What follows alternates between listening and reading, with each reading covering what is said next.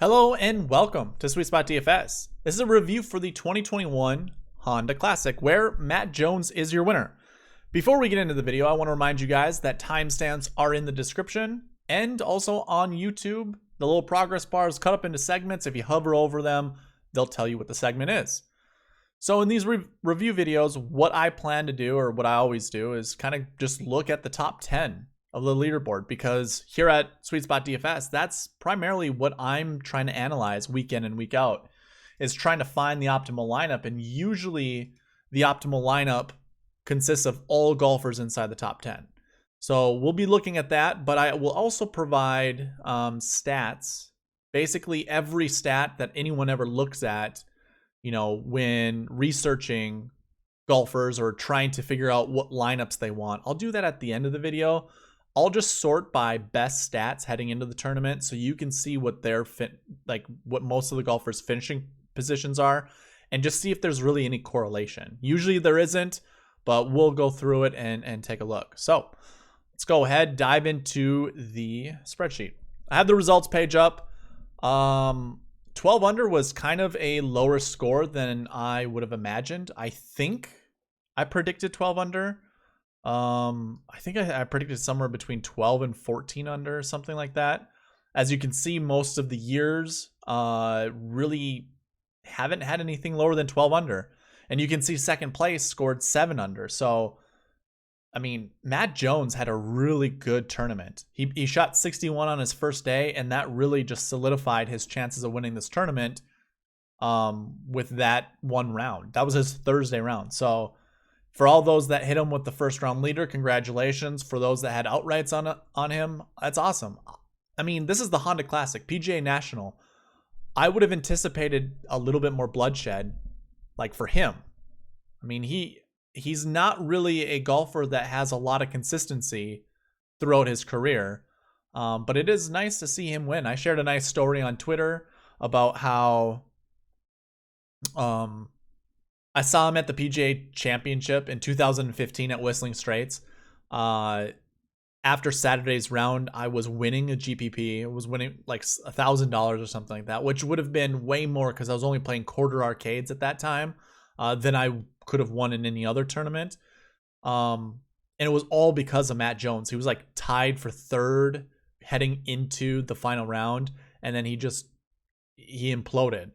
At the end of the tournament, as I was leaving the premises, I saw him on the practice screen hugging his wife and his kids. I think he had 2 at the time. He may have only had 1. I remember 2. And I remember him uttering the words because I walked real close to him. And he was like, "Hey, Daddy did his best. It was unfortunate, whatever." And, at that moment, I'm just like, yeah, can't be mad at this guy. Like, he's a really good dude. And I'm trying to, I'm playing DraftKings.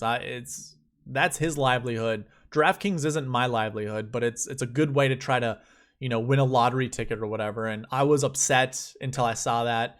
And it's just a good reminder that, this isn't important in life. Family's important, friends, those that you love, that kind of thing. So I thought at that time that was kind of cool. And for him to win this tournament, although I say he's not really a golfer of consistency, it's nice to see someone like him win. So kudos to Matt Jones. The rest of the guys inside the top 10, I mean, Sung J M, your defending champion, finished 8th.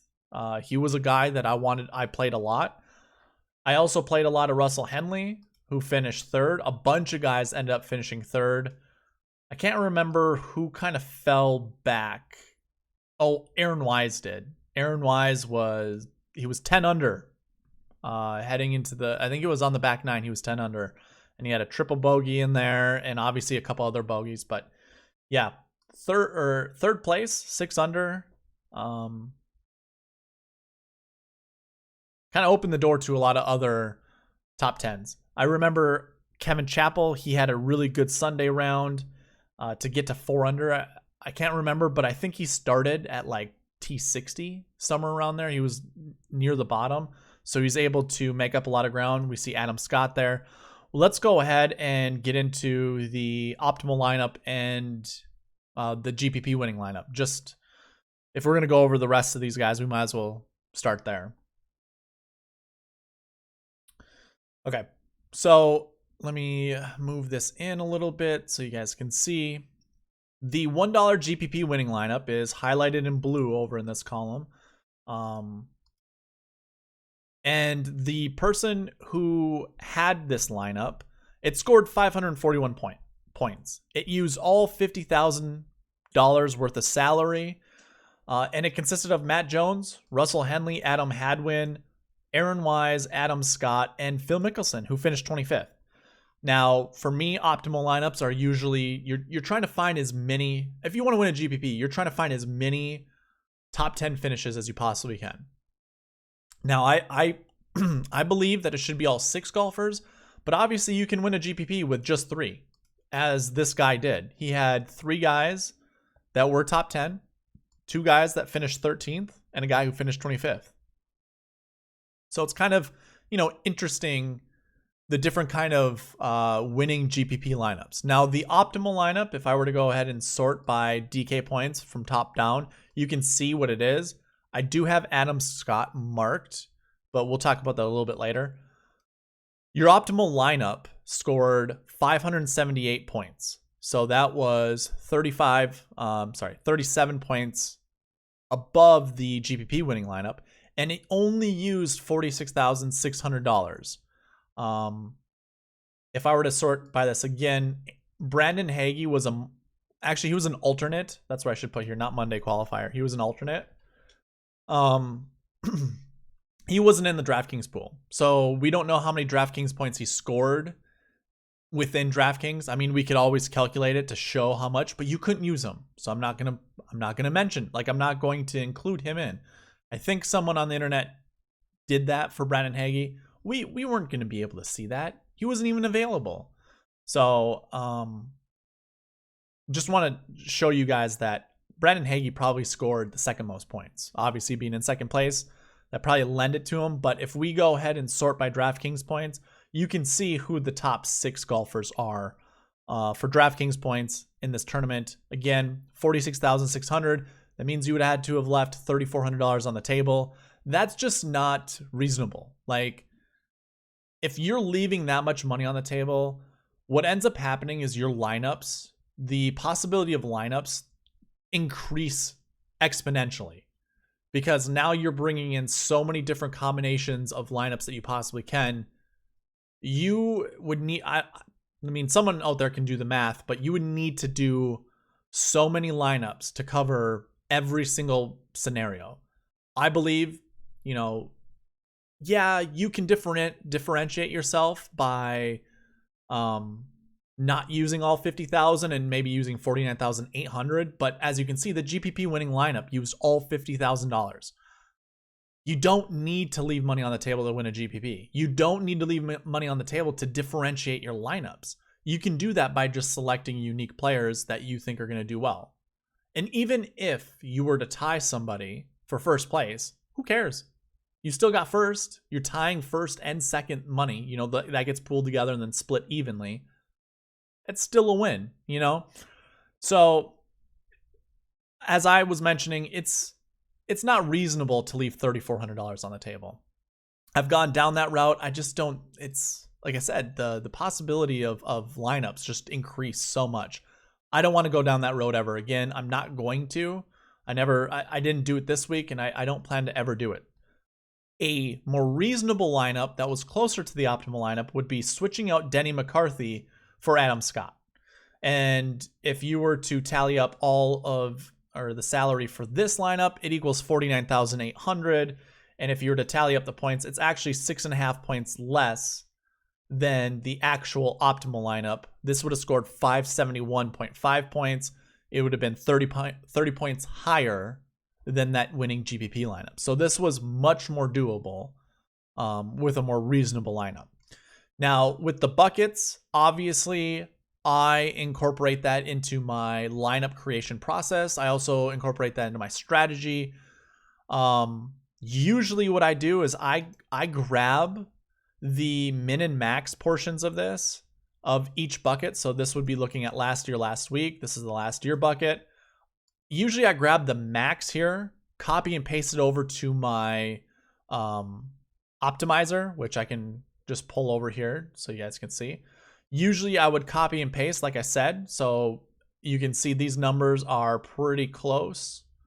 I guess it's kind of difficult to see, but 553322, 2332. So you can see the same numbers are. Usually I do that. I forgot to do that when I was creating lineups.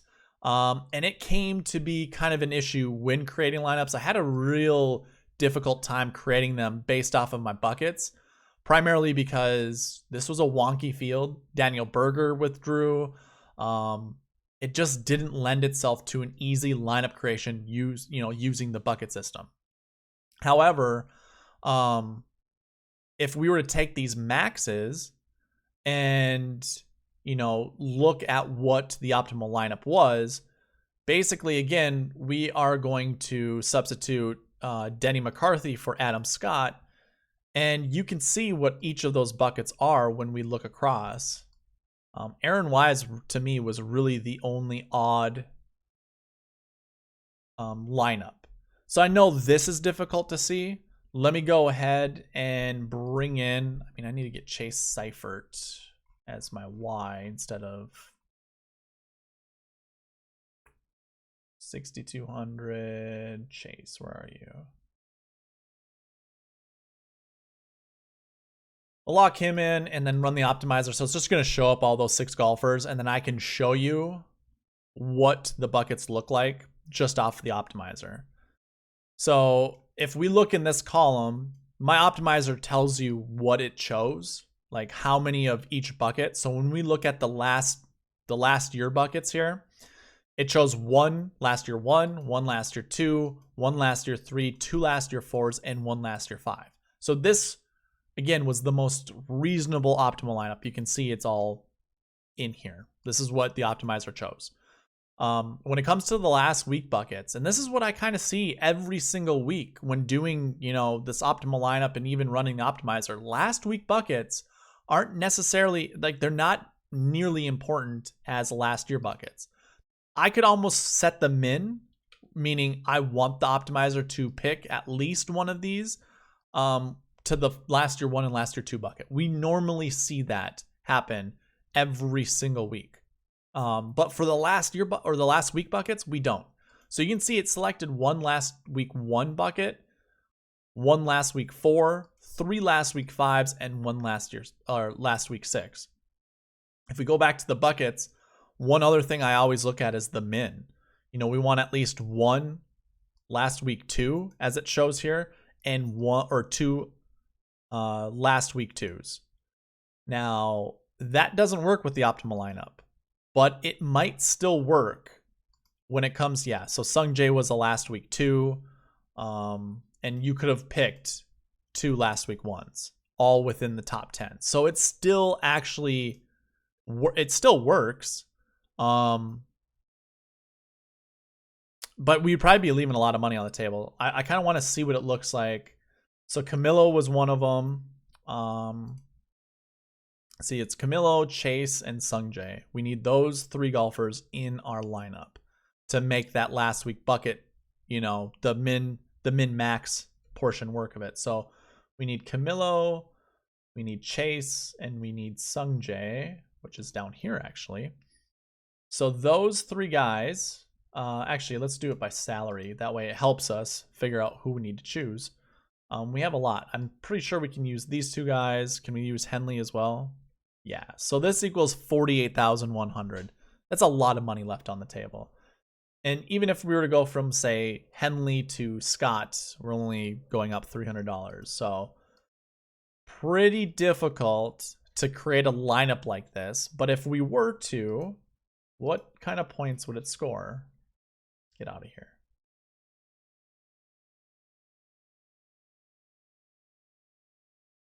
$547, which still would have taken down that $1 GPP. So in a sense, it still works. This is one of the things that I have to figure out when it comes to creating these lineups, because when I did have the optimizer, I had these set to more strict numbers. I think I had this at a 2. I'm pretty sure I did. I'm pretty sure I had this also at a 2. A lot of these, 5s and 6 buckets, I had pretty low. So I would never have gotten to the optimal lineup having it like this. So I need to do a better job of kind of just, the maxes should match the buckets. And maybe the best way to do it is go +1 from those buckets. So if we're looking at last week buckets and we're looking at the max, again, these min-max. Min means this has happened at least once every single year. Max means this has happened at most this many times per year. So I want that max number there because I also, I don't want the optimizer to just select 6 last year ones. I see it says 5. Hopefully it doesn't select all 5, but if it does, we've seen it before. So I'm okay with it. There is an opportunity we might see it 6 times. So maybe doing +1 from whatever that max number would be the best way to go when creating lineups.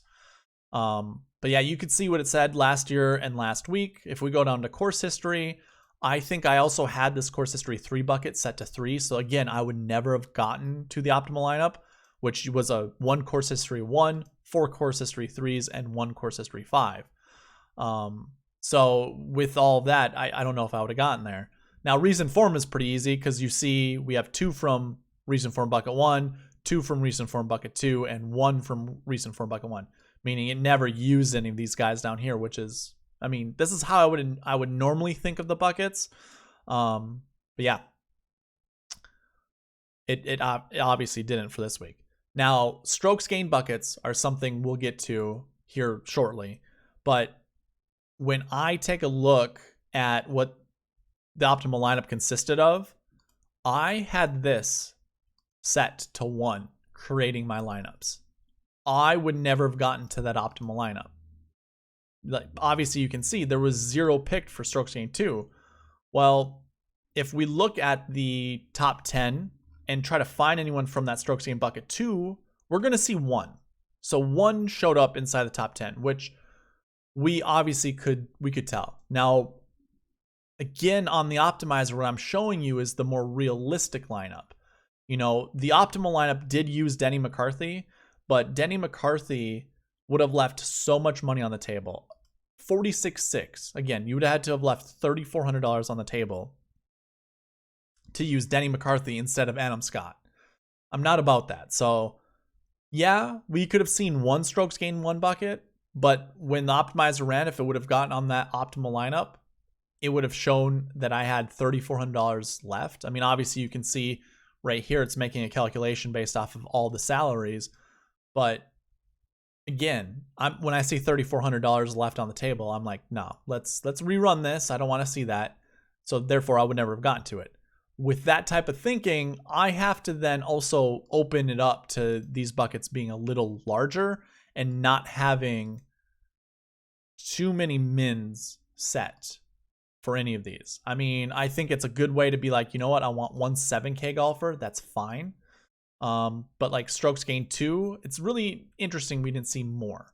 But this field was so bad that I think this is one of those difficult things too to kind of, bring into the picture.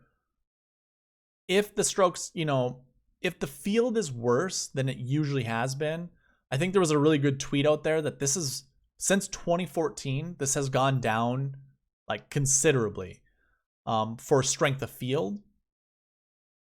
Obviously, with the strength of field being as bad as it was, a good thought that perhaps a lot of these buckets are going to be really difficult to forecast or difficult to go by because it's difficult.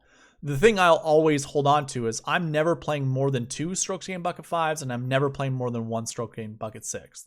I'll never change that. I'll have a little bit more leeway with 4s all the way to 1s. But yeah, I did have these set to mins, and I ran into a lot of issues when it came to building my lineups. So there you go. That is what it looked like. We could have gotten there. Obviously, strokes gained bucket 2 didn't really work out the way we wanted it to, but yeah. we certainly could have gotten there.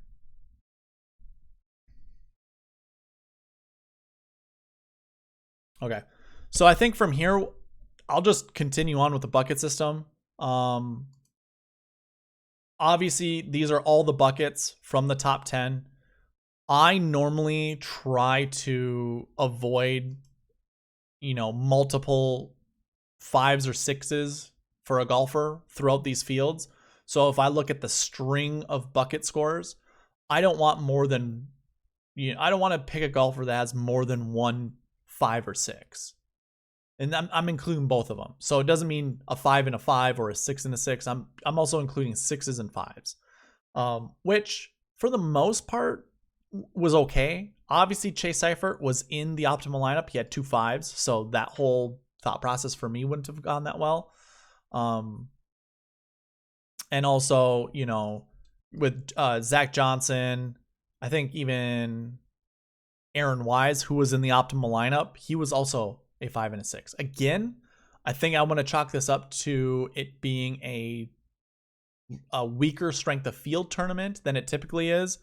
Again, the results for these buckets are based off of every single year's finishing position inside the top. Well, not finishing position.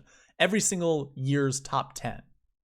So, I mean, if you're unfamiliar with that, I highly recommend searching for the bucket system video that I have on my YouTube. But I look every single year at top 10 finishes and see how they fall inside each of these buckets. And then that's obviously how I rank my buckets.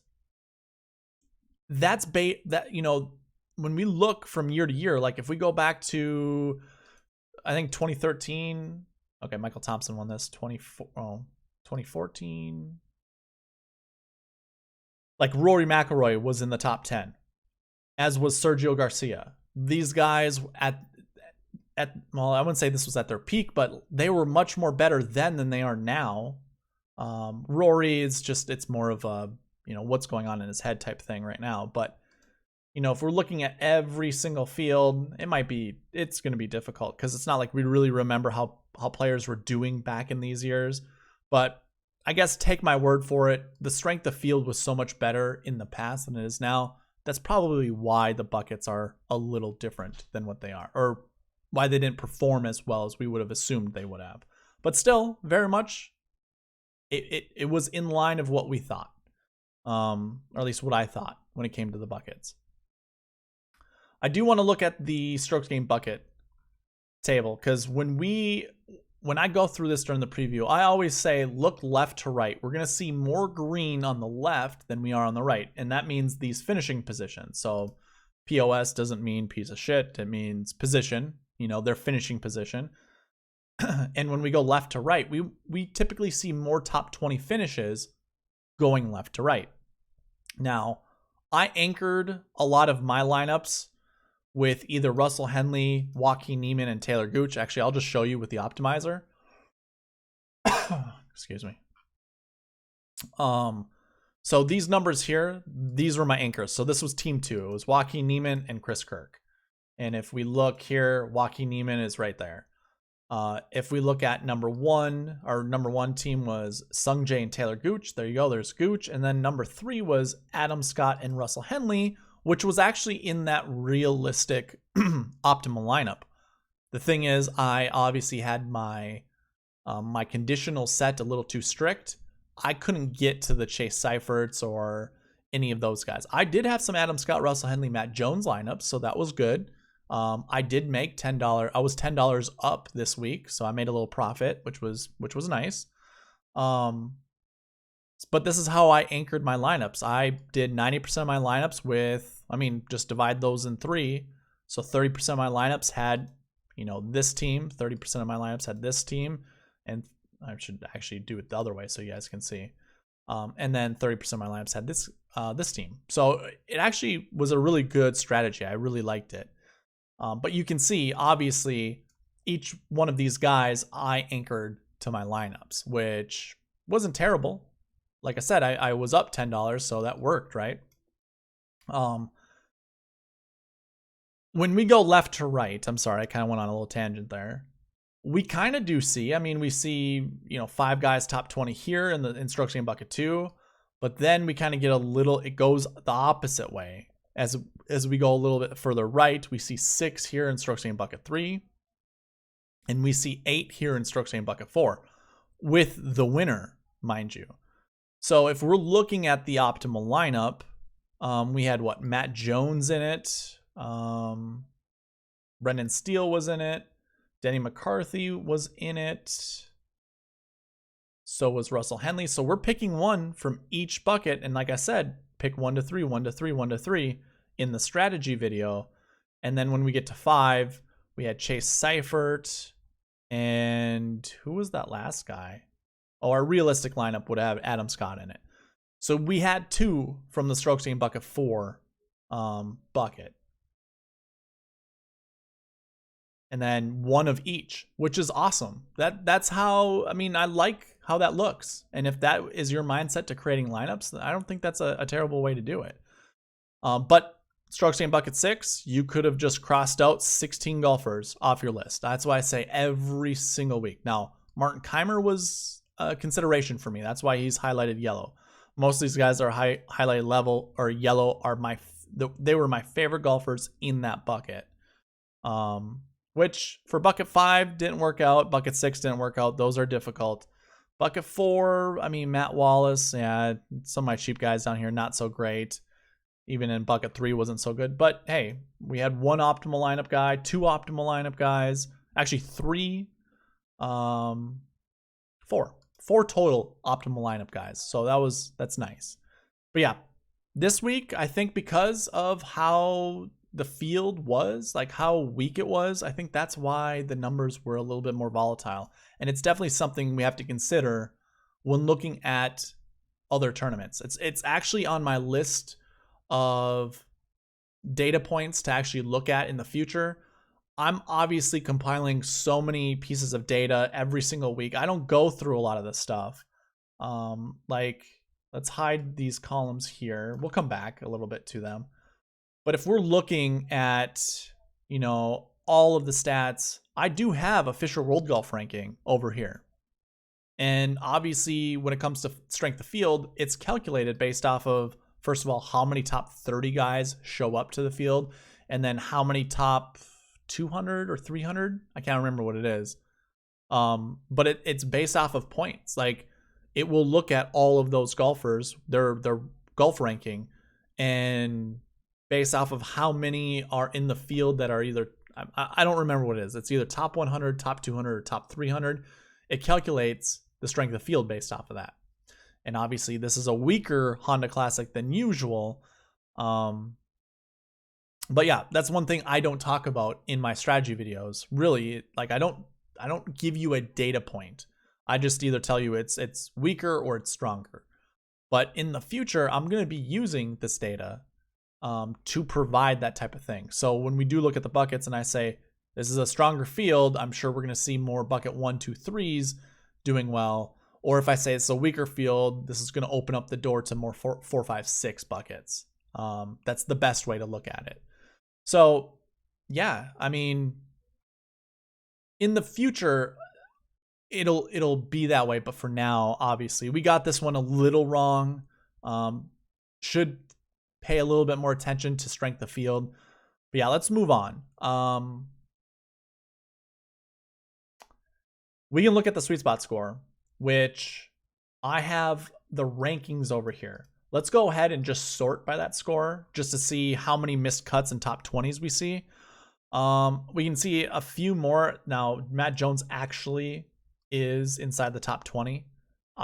How I zoom in, it excludes the 20th place, but Matt Jones is in 20th place. So he obviously won, which is good to see inside. I wonder if I'm missing, I think Daniel Berger must have been ranked number 2, and I cut him out after I copied and pasted just the values. So this says 21, but he's actually 20. Yeah, he obviously finished first. So there was, Matt Jones. We actually see 4 guys inside the optimal lineup. Matt Jones, Brendan Steele, Russell Henley, and Adam Scott. That's awesome. Now, if I count how many actual top 20s, we have 7. How many missed cuts? 6. So in a way, this was very successful. Going by the SweetSpot rank or score, I mean, the rank is based off of the score. It was pretty good. I didn't play any Lee Westwood. He was in my FOMO lineup, so I described, you know, we went 30% on Sung Jae and Gooch. We went 30% on Neiman and Kirk and 30% on Scott Henley. The other 10% were FOMO lineups, the fear of missing out. So obviously I selected Westwood there. Some of the other guys, Shane Lowry was there. Thankfully, I mean, I don't want to say thankfully because I'm glad Shane Lowry did bad, but I didn't pick a lot of Shane Lowry. So with him not doing as good as it looked like he was about to, it kind of was a little relieving. But yeah, when it comes to the SweetSpot score, it looked great. The other thing we could look at too is the rank when it comes to the average bucket score. So this is just looking at the average score here and then basing it off of a rank. So when we look top down, way more missed cuts. Yeah, it doesn't surprise me that much. Wesley Bryan, I liked a lot. He blew up on Friday. He had a real good chance of making the cut and then got into some water issues fast. Will Gordon was looking good for a while. So was Steve Stricker. Obviously, he finished 13th, so that's good. Good for Stricker. He's 50 years old. I don't know if you know that, or just he's over 50 now, but pretty good for a guy of his age at this tournament. I didn't care for Campos. You know, now we're, you know, these 61 6,000 guys, you don't really have to worry about them. Sure, they show up, but a lot of their bucket scores are based off the fact they haven't played this tournament before or didn't play the week before. That doesn't really necessarily mean they're going to do well. Sure, the bucket shows that golfers with this type of finishing position do well, but obviously with guys down here, you know, in the 6K range, don't need to worry about it. Really interesting seeing Furyk missing the cut. I mean, he couldn't make a birdie. He was scraping around making pars. We wanted a grinded out golfer. Furyk is a grinded out golfer. He just couldn't make enough birdies to make the cut. He missed it by 1. Yeah, I mean, this is a little disappointing, but oh well. You know, I don't really go by this score. I just provide it as stats. But yeah, we can go ahead and just close this up. We don't need to look at it anymore. Tee time pairings. As you can see over here, basically everyone is highlighted, meaning either they, okay, so if it's dark green, it means that, actually, let's do it a different way. Light green means their DraftKings points was better than field average. Yellow means their scoring average was better than field average. And then this dark green means both of those stats were better than field average. So scoring average and DK points. We only see 2 golfers who do not show up there. I mean, that's awesome to see Camilo up there. And Sam Ryder. I was playing a lot of Sam Ryder, but the tee times I talked about were highlighted in green over here, and not too many showed up. So the lineups I thought were going to do well ended up not. So, I mean, I could filter by color and look at, you know, my light green lineups. Yeah, more missed cuts than top 20s, and that's fine. I mean, light green was, I was basically just highlighting it because it didn't really mean I had a lot of confidence in it. Not so much like the dark green I would have more confidence in, and there weren't that many dark green, you know, I didn't really talk about a lot of these guys. So you can see if we were to sort by game, you know, if you went with Mickelson and Zach Johnson, that would have been a good lineup. Even Shane Lowry. I mean, they were looking good for a while.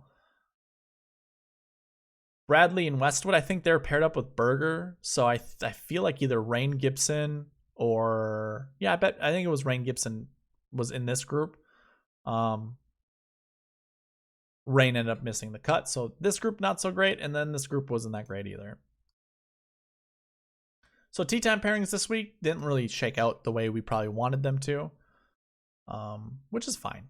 I do like to look at tee time pairings to see if I want to anchor any of my lineups with any of those guys. And then if I do, and I might play 1 or 2 lineups with either of those guys. But usually I leave it up to the optimizer to decide that. Maybe in the future I should actually look at it, but this week didn't really matter. So Time Pairings, not a huge deal. Let's go ahead and look at every stat. Just checking the time, seeing if we're doing good, and we are. So let's look at every stat. And we will start with course history. So those guys coming in with good course history, how did they do? Here's the finishing position column. Just pay attention to this column as we go through this. For the most part, not great. You know, your top course history guys missed the cut. We actually had a few guys here that probably had more than, 1 or 2 finishes. I'm guessing each one of these guys had 1 or 2 starts at the Honda Classic with those course history stats.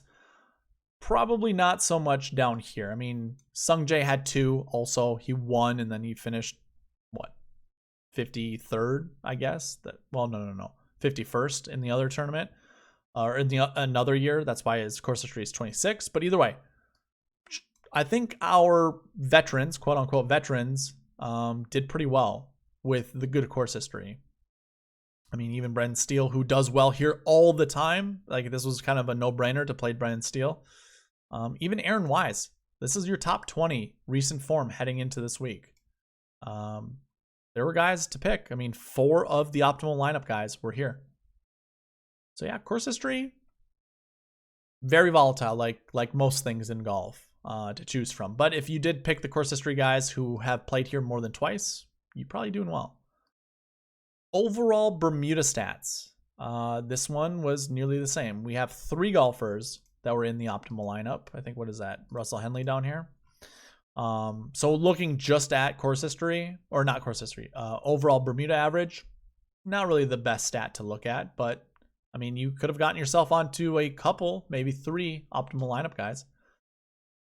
When I look at the top 10 of each year, I usually, when it comes to this top 10, grass percentage, basically is what I'm going to call it, I'm always looking for guys over 5%.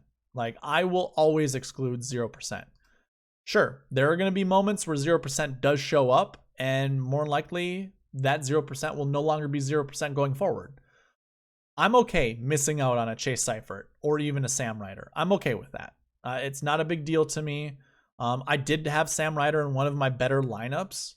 Unfortunately, he couldn't. If he secured like a top 5, I think I go from 0 to winning $40, like an additional $40. So that would have been nice this week, but obviously it didn't happen. But yeah, everyone else is over 5%. And if we look, this is 145 golfers deep. There's a filter on this, I think. Oh no, I didn't include the add-ons. That's what it was. If we look, actually, if we get rid of the 0%, 1 point, we don't need to do that, but just 0% golfers, we actually remove 25 golfers from the field. I know you can't see that, but obviously when I highlight over this, it shows me the count down here on Excel. So it gives me it went from 140 down to 115. So obviously we can get rid of 25 golfers just by taking out 0. And you can see there's plenty of top 20 finishes. Pretty easy, to do that. They probably coincide with the guys that don't have stats, so oh well. But if we go top down for these stats, again, we're seeing just as many missed cuts as we are top 20s. We do have 3 guys in the optimal lineup. Obviously, the little black tick mark here. Actually, Denny McCarthy, you have to switch him out with Adam Scott. So really, it's 2 guys in the optimal lineup. It wouldn't have been Denny McCarthy if we're trying to do the realistic optimal lineup. But yeah. Top 10 Bermuda percentage, not the greatest. If we go ahead, I never really look at 2021, like the year of Bermuda. But as you can see, maybe not terrible, because there are a lot of top 20s there that are on this sheet. And I mean, again, Denny McCarthy and Adam Scott, you got to switch them out. We have 3 optimal lineup guys. I don't really like to look at last week's stats primarily in these videos. It would just take really long to do so. But I would advise you guys just to pause the video if you want to look at these top 20 golfers and see what some of their stats are. So obviously I just let you look at certain, some stats and then look here. It's a mix. Like there's no telling of who to select. This is from the Players Championship. So Matt Jones had really bad off the tee stats at the Players. Russell Henley was basically break even. Their approach stats were terrible. So I don't know. We can't really. It's fun to kind of look at it and maybe analyze in the future, but as you can see, a lot of these guys inside the top 20 doesn't look good. So I don't know. That's difficult. When it comes to recent form average, again, recent form is within the buckets, just like course history. But if we look at best recent form heading into this tournament, we actually see quite a bit of top 20s. So Stricker, Hadwin, Scott, Steele, Tringali, Sung J M. So, that was, 6 golfers I just named there. Our missed cuts, Brandon Wu, Lee Westwood, Jim Furyk, JT Poston, Cameron Percy, Doug Gim, and Wesley Bryan. Matt Jones is 1 point underneath the top 20. So obviously we can include him in. You got the winner there. So we can include that to 7 top 20s, but we also have 7 missed cuts. So recent form maybe gets you on some of the guys. But obviously if you were like a Jim Furyk truther this week, didn't do you well. I guess I wouldn't. I wasn't on Doug Gim at all this week. Cameron Percy, JT Poston, probably wouldn't be on those guys either. But, picking an Adam Scott or a Brendan Steele or a Sung J M, those seem like no-brainers. So maybe it was a little easier getting there with recent form.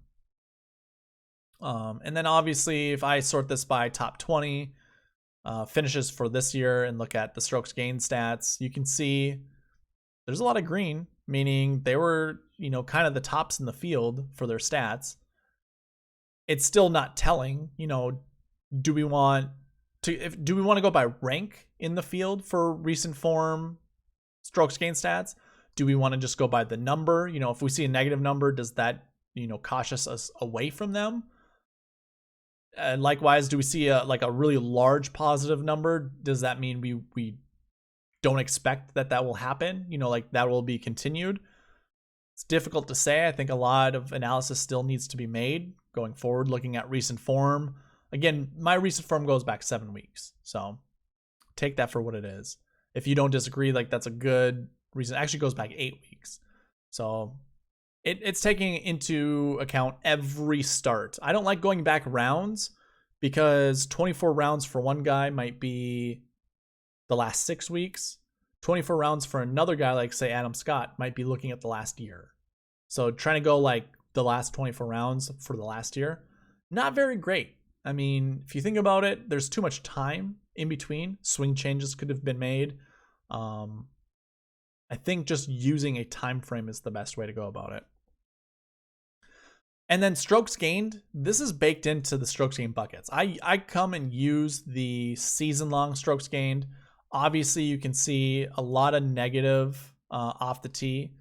This would be your strokes gained bucket 4 or 5 golfers. So if I were to open this up, I don't know if we can. Strokes gained bucket 4 or 5 golfers. Obviously, you can see a bunch of them right here. And if I'm going to have to hide this, but let's go ahead and hide value too. We don't care about value, really.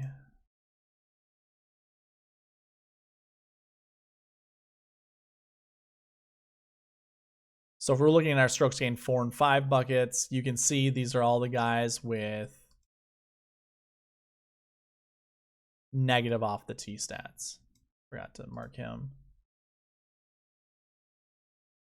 Again, I go through this during the strategy video. We actually had 6 guys who had negative off the tee, 6 guys who had positive off the tee. That's why I like to split them up into buckets. And of those negative off the tee guys, we have 1 negative putter here, 2, 3 negative putters. So half of them are negative putters. Obviously, that's your strokes gained bucket 5. Strokes gained bucket 4 are your positive putters. So it was a good clean mix of those as well. Our all stats positive guy was Russell Henley. Usually we see 1 or 2 of them in the field or inside the top 10. And also, there really aren't that many golfers that have those stats in any given tournament. So we only had 6 golfers. One of them was the optimal lineup. I think it's pretty good odds to pick the right one. But yeah, that's just looking at all the strokes gained stats. But I like to look at the top going down. Obviously, we didn't do that with recent form or last week, but here you go. Off the tee, we have 3 guys that are inside the top 20, 1 optimal lineup guy. We have 1, 2, 3, 4, 5 missed cuts, but actually for the most part, you had made cuts for this stat. So going by off the tee wasn't too terrible. If we're looking at an approach, we have a long list of missed cuts here. There's 10, 11, 12. And then we have 1, 2, I see 3 down here with Cameron Tringali, 4 golfers with approach stats who finished inside the top 20. Not the greatest. Looking at around the green, we have 5 golfers, including this guy that you can barely see, Brendan Steele. I mean, if we just scroll down a little bit, we see a few more top 20s, but Brendan Steele's kind of the top 20 limit, cutoff line, I should say. So we have 3, 4, 5 guys who finished top 20, and we have 1, 2, 3, 4, 5, 6, 7, 8 golfers who missed the cut. So around the green, usually a never good stat to go by. I would never do it. And then your putting stats. You got your winner. We also have Adam Scott, who obviously isn't really known for a putter, but he was in the optimal lineup. He shows inside the top 20. And then we also have Sung Jae Im being a top 20 putter in this field. Everyone else kind of missed cuts. So there, again, this is just a way to show you can't go by one stat. You have to mix and match. That's what I love what the bucket system does, especially for strokes gained, because it gives you a good mix of golfers to select from. And it's just so much easier to create lineups when you're looking at something like this. Pick one of these guys, or 2, or 3. Obviously, I picked 1 of each, helped me out. Because on my Russell Henley lineup, I paired with Adam Scott, who is in the strokes gained bucket 4 lineup right here. He was one of my favorites, but obviously I could have gotten to like a Matt Jones or anybody else like that. So it's just it's a fun way to create your lineups. And if you just go and you look at every single player, if you liked Poulter, obviously I didn't. And you can see there weren't a lot of last year 5s, which these are what these colors are going by. Pink is last year 5, red is last year 6. So as you look at most of these top 20 finishes, we don't see a lot of pink or red inside the top 20. We see a lot of green, which are your last year 1s and your last year 2s. Okay, maybe not that many, but still good. You can avoid an Ian Poulter. Shane Lowry was doing well, but you could have avoided a Shane Lowry either. And also a Taylor Gooch. We could have avoided all of those guys. We didn't have to select them. I know a lot of us did, but, maybe we come here and that's the reason why we don't. So that kind of locks up looking at all the stats. I do want to mention one thing. For next week at the WGC match play, I'm going to rework this column here. We're not going to have last year's stats because it was canceled last year. So I can substitute this out for how the brackets usually work when it comes to, let's see if I can find it. I'm not sure if I have it, if I can show you guys.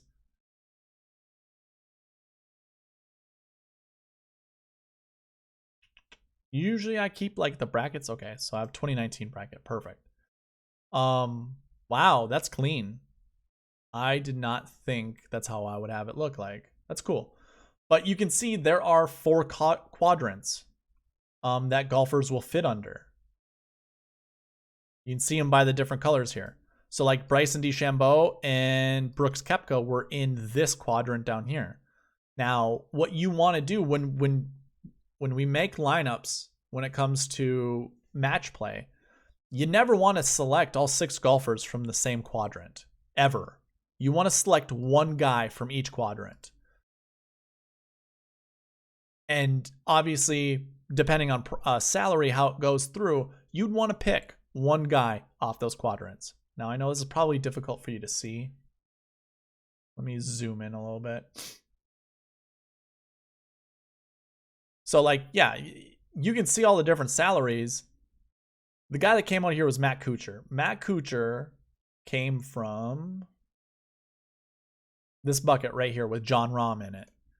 Now, you would want someone like Matt Kuchar, but you at first glance, you wouldn't want to look at anybody else in this quadrant. Go to a different quadrant, pick another player, because as you can see, only one guy from that quadrant comes here, and these first, second, third, fourth place matches really matter. So obviously, Matt Kuchar and Lucas Bjerregaard showed up here. They go to a championship match, whoever wins that, and then third place actually goes to another match. Those are more points in your DraftKings pool. So you want all 4 of the golfers that make it to the semifinals. You want all 4 of them, no matter what. Now, when it comes from there, you know, what you would want then, obviously we can see Francesco Molinari and Kevin Kisner were picked. So Francesco, Kisner, Bjerregaard, and then Matt Kuchar. So those are your 4 guys you would want on your lineup no matter what. The other 2, you want some kind of mix of whoever they played in the quarterfinals. So as we look, you know, Matt Kuchar, Sergio came from this bracket right here. So basically, this is going to be, I don't know what you'd call this, but it's going to be a sub-quadrant, essentially. This would be, you know, one sub-quadrant of quadrant 1, and then this would be sub-quadrant 2 of quadrant 1. I know that sounds weird. I don't know how else to call it. I guess what would we call it? Regionals and divisionals. I don't know which one would be. I can't think off the top of my head which one is a subcategory of the other one, but hopefully you understand what I'm getting at. What you'd want to do is select one guy from this or one guy from this if you are trying to go that route, because again, you don't want to pick like a DJ and a Sergio because they're going to match up in the round of 16 and only one is going forward. So you'd want to pick, you know, your Sergio here and then your Kuchar right here. So I hope you understand, because like, I guess if I were to color code this, I mean, I'm just going to do it for the sake of this.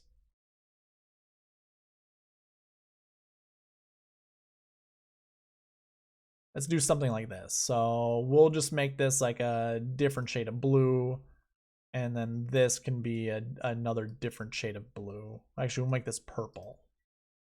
So like, you know, that's how each one of these is going to look.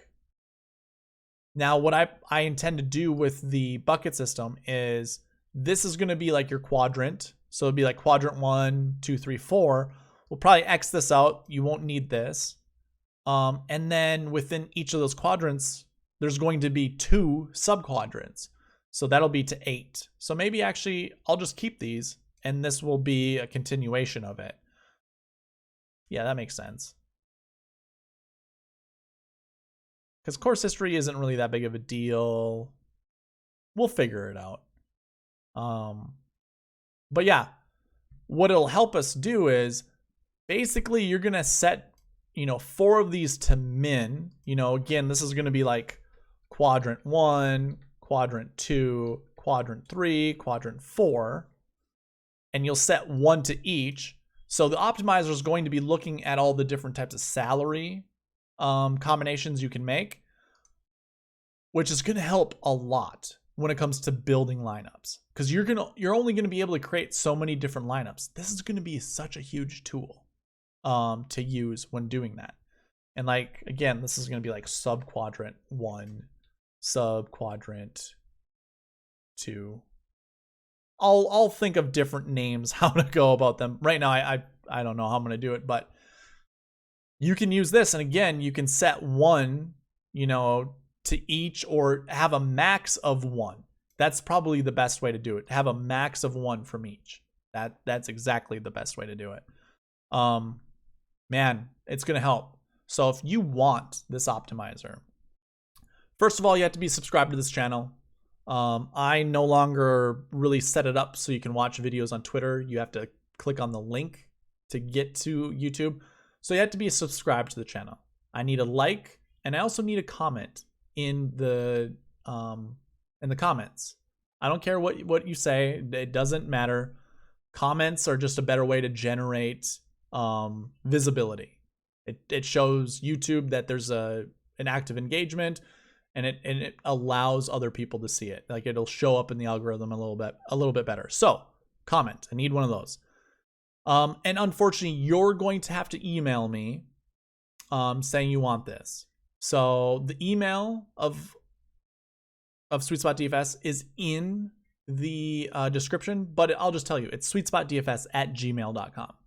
So if you want this optimizer for the match play next week, you're going to have to do those 3 things. So be subscribed, like, comment, actually 4 things, and email me. I will also make, so on Twitter, if you don't want to like or comment, which, I mean, I hope you can like it. If you don't want to comment, please share it on Twitter. So retweet it. Obviously like the post that I have, and retweet it. And I will reach out to you on Twitter and say, hey, do you want this? And then you're going to have to provide me an email address, because it's the only way I can send you the optimizer. So yeah, those are the ways to get this optimizer. Again, when it comes to the match play, it's going to be huge. It's gonna allow you not to have to look at that much at DraftKings and try to figure out what quadrant is what. It's going to be right here in the spreadsheet. So again, please do those steps I asked for you, and you'll get this. But yeah, I think we can conclude. Hey, we kept it under an hour. That's awesome. I think it was pretty good. I mean, I am trying to make it as fast as possible. I'm also trying to cut out a lot of the junk that we don't need. So I think we did good. Either way. Not either way, but anyway. Thank you guys for watching. Please leave a like, comment, subscribe, all that good stuff. And hey, you'll get the optimizer, and you'll do me a solid. Hope you guys did well. We'll see you next week. All right, bye.